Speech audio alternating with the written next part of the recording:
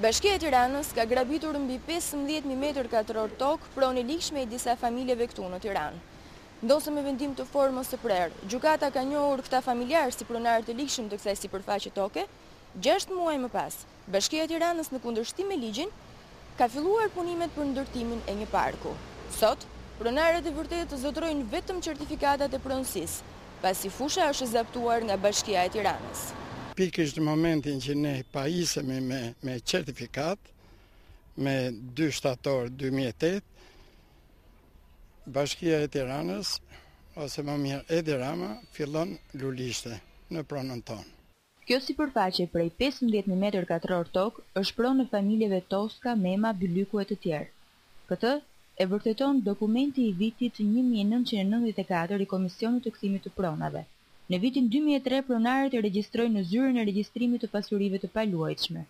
Megjithse e kishin fituar pronësinë dhe kishin regjistruar atë, në vitin 2005 Këshilli i Ministrave vendos që këtë tokë private ta rendisë në listën e inventarit të pronave të Bashkisë Tiranë, së bashku me stadiumet Skënder Halili dhe Selman Stërmasi. Pronarët e kundërshtojnë vendimin duke u drejtuar gjykatës. Në datë 13 shkurt 2007, gjykata e rrethit gjyqësor Tiranë vendos në favor të pronarëve. Po kështu, edhe gjykata e apelit, me vendimin e datës 19 shkurt 2008, ja heq të drejtën Bashkisë Tiranë për të pretenduar pronësinë e kësaj toke. Ndërkohë që zyra e përmbarimit po merrej me procedurat e ekzekutimit të vendimit të formës së prerë të gjykatës së apelit, 7 ditë pas daljes së këtij vendimi, Këshilli i Rregullimit të Territorit të Bashkisë Tiranë miraton projektin për ndërtimin e një parku, pa marrë mendimin e familjarëve, që gjyqësori njohu si pronar të ligjshëm të kësaj sipërfaqe toke. Toka është e tyre. Kërkush nuk do të guzoj nesër të thotë që s'është më toka e tyre. Ata kanë kaluar të gjitha proceset gjyqësore dhe gjykatat në gjitha nivelet kanë vendosur në favor të tyre. Po dalin sa njerëz që vetëm si thua ligjin nuk njohin. Ka një polici ndërtimore Tirana që prish edhe muret që janë ndërtuar para 50-60 vjetësh, duke i quajtur ndërtime pa leje, vetëm sepse ka interesa politike, ose interesa të caktuara ekonomike, dhe policia e Tiranës, një polici politike në shërbim të pushtetit, nuk vepron, nuk ndërhyn atje ku vetë pushteti i cili komandon ose drejton këtë polici e shkel ligjin nga haptësi. Ne kërkuam shpjegime në Bashkinë e Tiranës lidhur me vendimin e KRT-s së kësaj bashkie për ndërtimin e parkut në fushën e Ali Demit. Kërkuam të dinim se mbi ç'bazë ligjore e kanë marrë këtë vendim, por ky prononcim publik nuk na u dha. Pasi miraton projektin, Bashkia e Tiranës i drejtohet gjykatës së lartë duke kërkuar kështu pezullimin e vendimit, por me datë 20 maj 2008, gjykata e lartë vendos mospranimin e kërkesës. Zyra e përmbarimit u dorëzon në duar pronarëve certifikatat e pronësisë, por Bashkia e Tiranës nuk tërhiqet. Më 1 shtator të vitit 2008, nis punimet për ndërtimin e parkut. Kryetari i bashkisë, zoti Edi Rama, del në media duke reklamuar iniciativën e kundraligjshme të institucionit që ai drejton.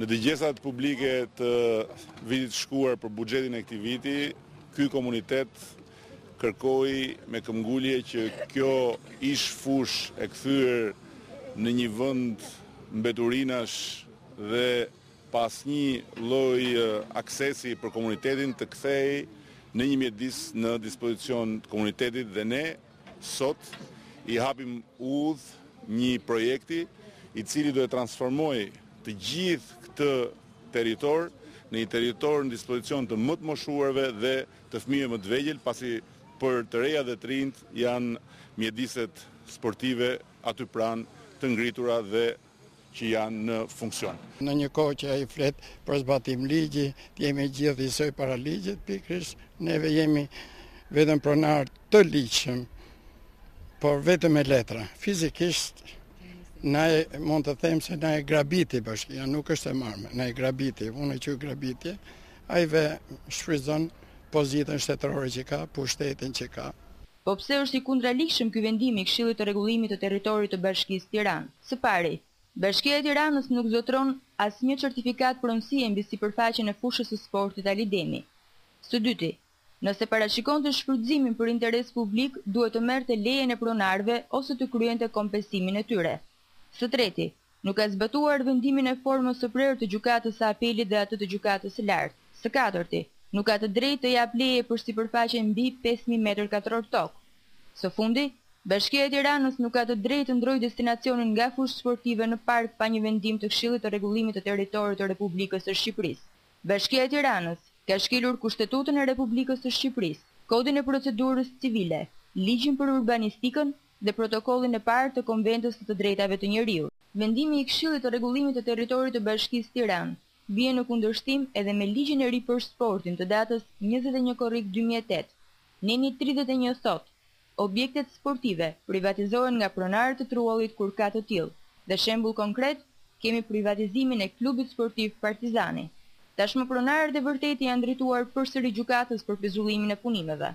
Me certifikat pronësiendor për çudinë e të gjithëve, gjyqtari Anila Kristani jep vendimin që nuk merret parasysh kërkesa jonë. Domethënë që neve me certifikat, neve pronar të ligjshëm me letra, ajo thot let punojë ai tjetri. Ne ju drejtuam Departamentit Antikorrupsion në Këshillin e Ministrave dhe aty na u tha se vetëm kontrolli i lartë i shtetit ka kompetencë për të ushtruar kontroll mbi pushtetin lokal.